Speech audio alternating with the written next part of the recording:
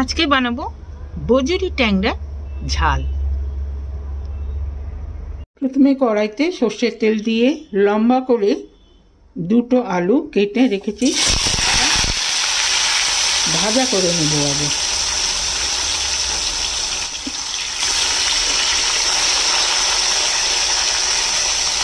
আলুগুলো সফট হয়ে গেছে, ভালো করে ভাজাও হয়ে গেছে। এবারে আলুগুলোকে তুলে নেব। এখানে 100 গ্রামের মতো বজুরি ট্যাংরা রয়েছে। এবার সেটাকে ভাজা করে নেব। এটা নুন হলুদ মাখানো।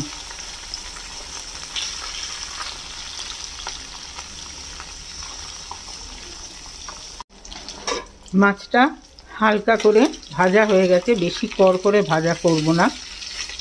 এবার এই মাছটাকেও তুলে নিলাম। এবারে দুটো লম্বা বেগুন মধ্যেখান থেকে কেটে এরকম ছোটো ছোটো পিস করে নিয়েছি। এইটাকে এবারে ফ্রাই করে নেব। এটাতেও অল্প একটু সল্ট দিয়ে মাখিয়ে রেখেছিলাম।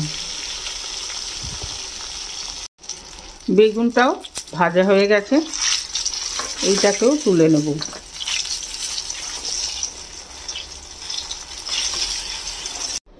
এবারে 6-7টা শিম একটু বড় করে কেটে রেখেছিলাম, সেটা দিয়ে দিলাম।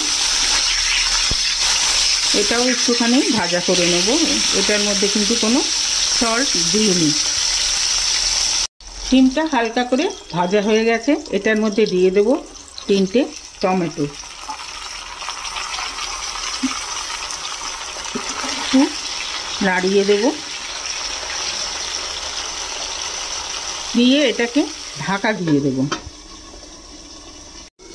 বেশ কিছুক্ষণ ঢাকা দিয়ে রেখেছিলাম। টমেটোগুলো গলে গেছে। যেগুলো বাকি আছে একটুখানি স্ম্যাশ করে দেব। সাথে দিয়ে দেব 3টে কাঁচা লঙ্কা, একটা পেঁয়াজ বাটা,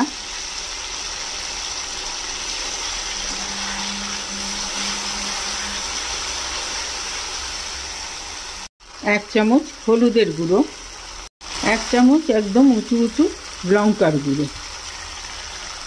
এটার মধ্যে আর কোনো মশলা দেব না। এবার এটাকে খুব ভালো করে কষিয়ে নেব। মশলাটা ভালো করে কষানো হয়ে গেছে। দিয়ে দেব 1 কাপ গরম জল আর পরিমাণ মতো সল্ট। আগে ভাজাগুলোতে কিন্তু আমি সল্ট দিয়েছিলাম, সেই বুঝে দিতে হবে।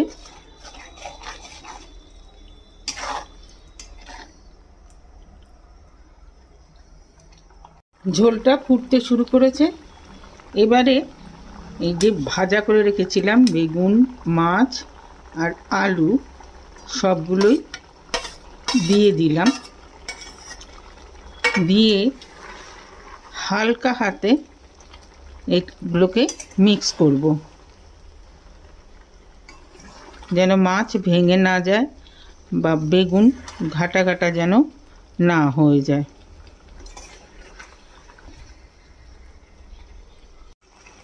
লাস্টে দিয়ে দেব ধনে পাতা।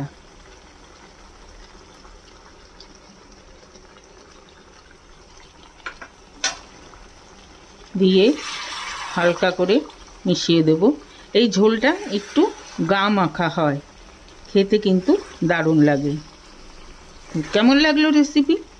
যদি ভালো লেগে থাকে তাহলে অবশ্যই কমেন্ট বক্সে জানাবেন, লাইক করবেন, শেয়ার করবেন ফ্রেন্ডস অ্যান্ড ফ্যামিলিদের সঙ্গে। সাথে আমার চ্যানেলটিকে সাবস্ক্রাইব করতে ভুলবেন না। আজকে তাহলে চলি। সবাই ভালো থাকবেন, সুস্থ থাকবেন। ওকে দেন, বাই।